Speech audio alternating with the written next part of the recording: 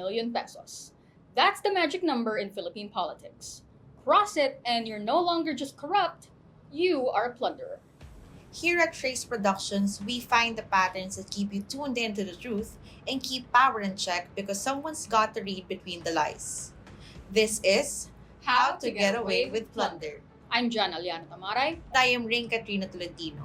Welcome to the very first episode of our series where we dive into one of the gravest crimes in the Philippines, plunder. How do you turn millions of public funds into private fortunes? We'll show you exactly how the pros do it, from secret bank accounts to trusted accomplices. That's right, Nana. So stick around because in this series, we'll walk you through the cases, the tricks, and the legal loopholes that show exactly how plunder plays out, and how you, like some of our public officials, can manage to get away with it. But before we get to the how, let's start with the basics. First things first, what exactly is plunder? Under Republic Act 7080 or the Plunder Law of 1991, plunder happens when any public official, either acting alone or together with others, collects or gains illegal wealth through a series of or combination of criminal acts. And if the total amount of that wealth reaches 50 million pesos or more, the official can be found guilty of plunder, a crime punishable by reclusion perpetua or up to 40 years in prison. Simply put, plunder happens when a public official illegally collects 50 million pesos or more through repeated acts like bribery, malversation, or fraud.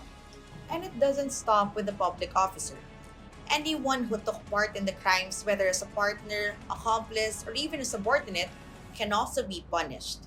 The court tailors the penalty based on participation and circumstances, but regardless, everything gained from plunder is confiscated and returned to the government. It's important to note that plunder is officially classified as a heinous crime. That means it carries some of the harshest penalties under Philippine law, including life imprisonment. Now, where did this law come from?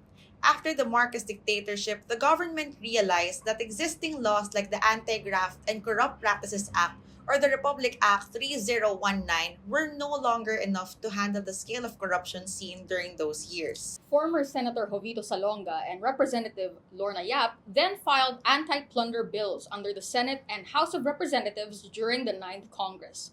And in 1991, former President Corazon Aquino signed the bills and consolidated them into Republic Act 7080. And here's where people sometimes get confused. Corruption versus plunder. Corruption is a broad term. It could mean bribery, fraud, or abuse of any power at any scale. But plunder, that's corruption on a massive level. It's a higher, more serious form that kicks in only when 50 million pesos or more is involved. From 1979 to November 2023, the Sandigan Bayan recorded only 12 plunder cases filed. That's shockingly low, considering the billions lost to corruption every year. The 2023 Corruption Perceptions Index, the Philippines ranked 115th out of 180 countries. That's among the bottom half globally, meaning most Filipinos and the international community believe our government is riddled with corruption. And the money at stake? Massive. Grant Thornton Philippines estimates that around 20% of the national budget is lost to corruption. For the 2025 budget of 5.768 trillion pesos, that's over 1.1 trillion pesos potentially gone. Money enough to fund thousands of schools or build hospitals in every province. So, even if plunder cases on paper are few, the damage caused by corruption is staggering, and we pay for it every day in poor services and lost opportunities. Let's put faces to these numbers. Plunder isn't abstract. It has names, titles, and jobs, like handling the country's tax collection. Dominga Mananili was one of those people. Serving as a cashier at the Bureau of Internal Revenue, by 2001 she became the country's first ever plunder convict under RA 7080. Investigators found that Mananili had pocketed 260 million pesos in tax collections. On paper, taxpayers got their receipts, but the money, it was deposited into unauthorized bank accounts. Then there's the PDAF pork barrel scam.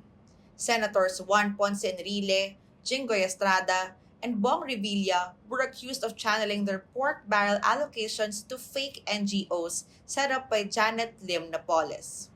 In total, over 6 billion pesos were funneled into ghost projects. And if you think it's only senators or agency officials, think again, because even a president was convicted. Yes, there was. That would be Joseph Estrada.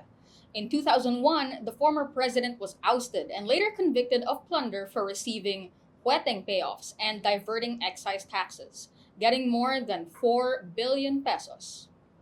He became the first Philippine president convicted of plunder in 2007.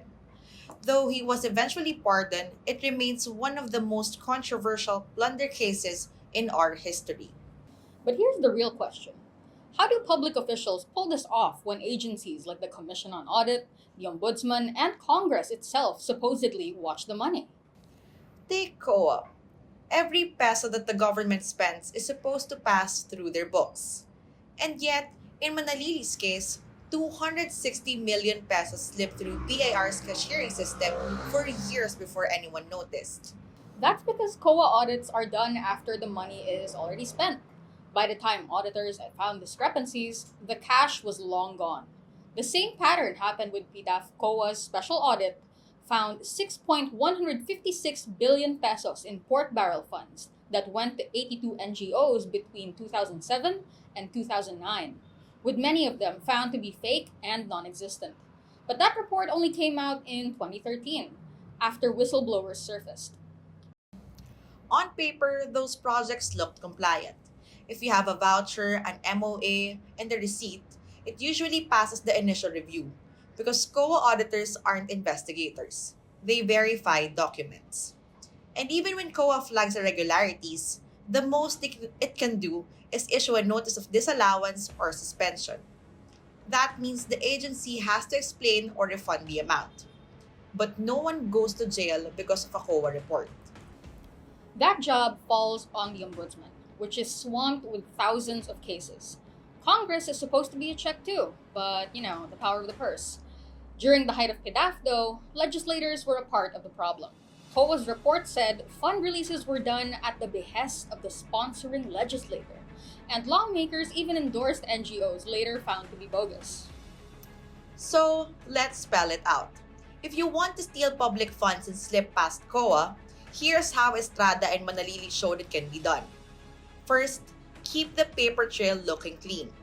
Manalili deposited millions into unauthorized accounts, but she had deposit slips and collection reports that looked legitimate on the surface. Second, create fake compliance. In the PDAF scam, the NGOs had forged MOAs, bogus liquidation reports, and even fake acknowledgement receipts from supposed beneficiaries. COA auditors saw documents that proved the project was done on paper. Lastly, hide in the volume. Manalili didn't steal 260 million pesos in one shot. She siphoned smaller amounts over time, so the shortage only showed up in the annual audit. Put that all together and you don't just get theft, you get a pattern. Manalili did it in the BIR, Estrada did it in the Malacanang. Others are still doing it today. The question is, how many more haven't we found yet? Now that we got sight of what plunder looks like, what happens when you get caught? Apparently, it's not the end of the story.